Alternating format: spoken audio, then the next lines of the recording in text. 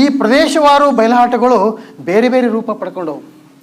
ಇದಕ್ಕೆ ದೊಡ್ಡ ಆಟ ಅಂತ ಕರೀತಾರೆ, ಹಿರಿಯ ಆಟ ಅಂತ ಕರೀತಾರೆ, ಆಟದ ಆಟ ಅಂತ ಕರೀತಾರೆ, ಕೇಳಿ ಅಂತ ಕರೀತಾರೆ, ತೊಂಗ ಅಂತ ಕರೀತಾರೆ. ವಿಧ ವಿಧವಾದ ಪ್ರದೇಶಗಳಿಗೆ ಅನುಗುಣವಾಗಿ ಆ ಹೆಸರನ್ನು ಕರೀತಾರೆ. ಆದರೆ ಈ ದೊಡ್ಡ ಆಟ ವಿಶೇಷವಾಗಿ ಉತ್ತರ ಕರ್ನಾಟಕ ಭಾಗದಲ್ಲಿ ಕಂಡು ಬರ್ತದೆ. So welcome all. As you know, the Janapada Kale, the folk art forms, originated many centuries ago, and it has lasted many centuries ago. And the prime reason was a man was always moving, hunting, gathering, fulfilling all his physical needs, but he also wanted entertainment. That was the origin of Ata. Bayalata means something that is performed in open air.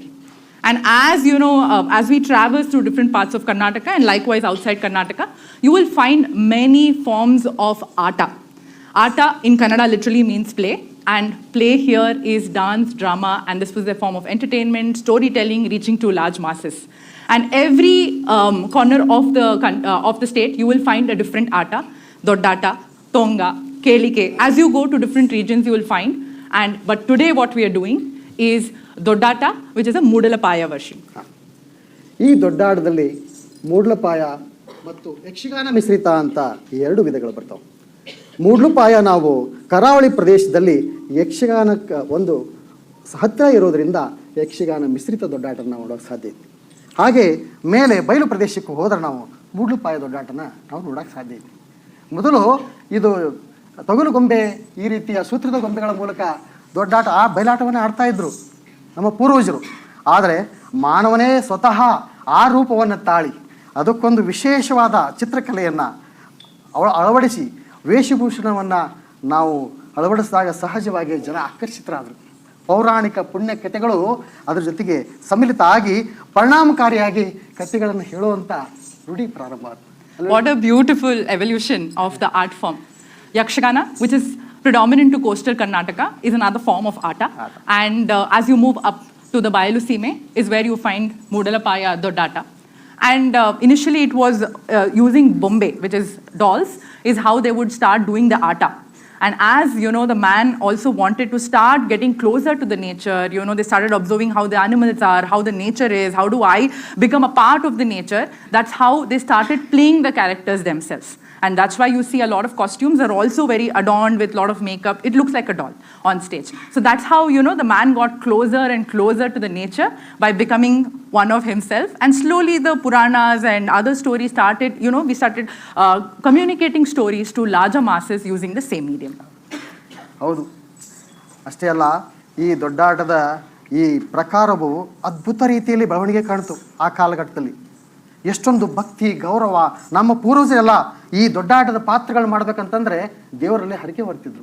ಇವಾಗಲೂ ಸಹಿತ ದೇವರಲ್ಲಿ ಪ್ರಾರ್ಥನೆ ಮಾಡ್ಕೊಂಡ್ಬಂದು ಆಟ ಆಡುವಂಥ ಪದ್ಧತಿ ಐತಿ. ಇವಾಗ ನಾವು ಪರಿಗಣಿಸಿರ್ಬೋದು, ನೋಡಿದ್ರಿ, ಕಥೆಯನ್ನು ಪೂಜೆ ಮಾಡಿದ್ವಿ.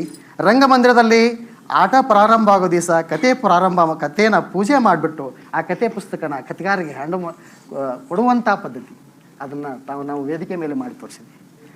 So as the tradition goes, before any Doddata, it's again considered as an offering to the Lord. There is a deity that you believe and the artist will be tied to, and that is the deity for whom they're also performing the play.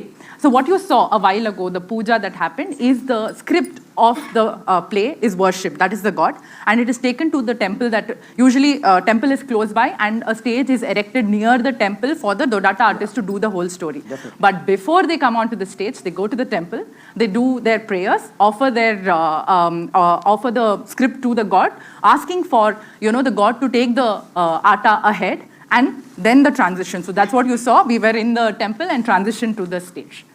ಶಿಷ್ಟ ಕಲೆಗಳು ಸಾಕಷ್ಟು ಪರಿಣಾಮಕಾರಿಯಾದಂಥ ಪ್ರವೇಶವನ್ನು, ಸ್ಥಾನಮಾನವನ್ನು ಇವತ್ತು ಸಮಾಜದಾಗ ಪಡ್ಕೊಂಡವು. ಆದ್ರೆ ಇಂಥ ಜಾನಪದ ಕಲೆಗಳು ಭಾಳ ಗೌಣ ಆಗಿಬಿಟ್ಟವು. ಇವತ್ತಿನ ಪರಿಸ್ಥಿತಿ ಹೆಂಗೈತೆ ಅಂತಂದ್ರೆ ಜಾನಪದ ಕಲೆಗೆ ಬೆಲೆನೇ ಇಲ್ಲೋ ಅನ್ನೋ ಪರಿಸ್ಥಿತಿ ಐತಿ. ಆದ್ರೆ ನಮಗೆ ಗೊತ್ತಿರಬೇಕು, ಈ ಕಲೆ ಭಯಂಕರ ಭಾಳ ಹಳೆಯದು, ಪುರಾತನವಾದಂಥದ್ದು. ನಾವು ಪಂಚಮ ವೇದ ಅಂತ ಕರಿತೀವಿ ಭರತನಾಟ್ಯಕ್ಕೆ. ಅದೇ ರೀತಿ ಹಲವಾರು ಶಿಷ್ಟಕಲೆಗಳು ಬರ್ತಾವೆ. ಭರತ ಮುನಿ ಅದಕ್ಕೆ ಅದ್ಭುತವಾದ ಶ್ರೇಷ್ಠ ಸ್ಥಾನಮಾನವನ್ನು ಕೊಟ್ಟರು. ಆದರೆ ಈ ಜಾನಪದ ಕಲೆಗಳಿಗೆ ಅಷ್ಟೊಂದು ಹೇಳಿಕೊಳ್ಳುವಂಥ ಪರಿಣಾಮಕಾರಿ ಅಂತ ಸ್ಥಾನಮಾನ ಸಿಗಲಿಲ್ಲ ಅನ್ನೋ ನೋವು ಸದಾಕಾಲ ಜನಪದರಲ್ಲಿ ಇದ್ದೇ ಐತಿ. ಒಂದು ವಿಶೇಷ ಏನಂತಂದರೆ, ಯಾವ ಶಿಷ್ಟ ಕಲೆಗಳು ಇವತ್ತು ನಾವು ನೋಡ್ತಾ ಇದ್ದೀವಿ, ಇದಕ್ಕಿಂತ ಪೂರ್ವದಲ್ಲಿ ಒಂದು ಕಲೆ ಇತ್ತು ಅನ್ನೋದನ್ನು ಸಂಶೋಧಕರು ಹೇಳ್ತಾರೆ. ಇದಕ್ಕಿನ್ನೂ ಸಂಶೋಧನೆ ಆಗಬೇಕು, ಅದು ಎಷ್ಟರ ಮಟ್ಟಿಗೆ ಅಂತ ನೋಡಬೇಕು. It's also believed all the art forms, the classical art forms that have also, widespread in the country, it's believed to have originated from the artas because they have lasted much longer than the classical art forms. ಇವತ್ತು ಈ ಒಂದು ಅದ್ಭುತ ಕಲೆ, ಪುರಾತನ ಕಲೆ, ಹೆಜ್ಜೆ ಪ್ರಕಾರಗಳು ಹೇಗಿರ್ತಾವೆ, ಅದರಲ್ಲಿ ವಿಶೇಷವಾಗಿ ಸ್ತ್ರೀ ಕುಣಿತದ್ದು, ಅದನ್ನು ನಾವು ವೇದಿಕೆ ಮೇಲೆ ನೋಡ್ಬೋದಲ್ವಾ? Definitely. What we'll see today are different movements that comes in Dodata and especially in a female character. Yeah. So now we will take a look at a Stree Vesha in Dodata. ನಮ್ಮ ಕಲಾವಿದರು ವೇದಿಕೆ ಮೇಲೆ ಪ್ರದರ್ಶನ ಮಾಡಿ ತೋರಿಸ್ತಾ ಇದ್ದಾರೆ. ಧನ್ಯವಾದಗಳು.